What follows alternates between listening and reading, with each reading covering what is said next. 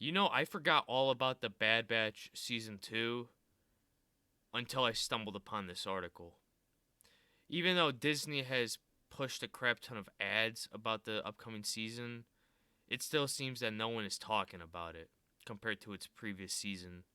And that's just showing you that people are starting to get bored of the franchise and that fandom, the fandom of Star Wars, don't really care anymore about it. And now we have Lucasfilm coming out saying how happy they are for listening to the quote unquote fans for changing the skin color of the clones after the whitewashing backlash confirms director. Even though this backlash was small, the majority of the fans, their broad audience, I don't think cared about it.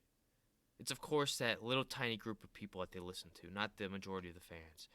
The director for Lucasfilm's Star Wars animated series The Bad Batch commented on the skin tone changes for Clone Force 99.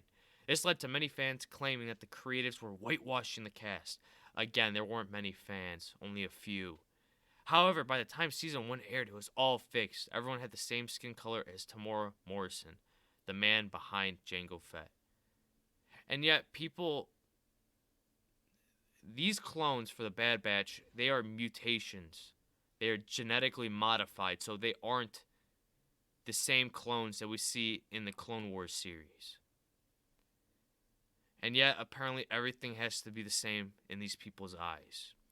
And down here you can go, so this was the first trailer up here. You can obviously see Breaker and Hunter having big changes, and this being the final footage. They just made them more tan, even though you can kind of argue that Breaker was already somewhat light tan. Hunter was white.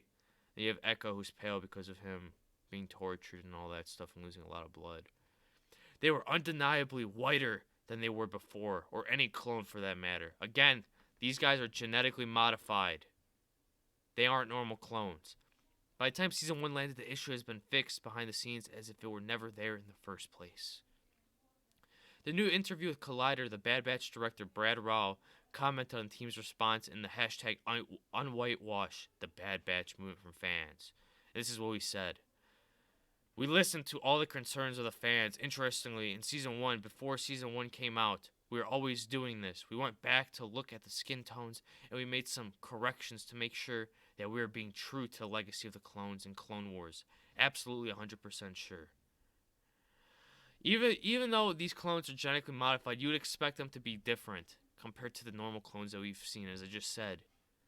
And instead of them focusing on what the broader fan base and what the majority of the fan base wants for Star Wars, they are continuing to focus on these small groups of individuals that continue to complain because of there being too many white people and that there's not enough colored people in these films. And then we go to Tamora Harrison, and you can look here. This is a picture of him in the Boba Fett series. He looks nothing like the Bad Batch or the clones. He's looking extremely white. And then we scroll down even more.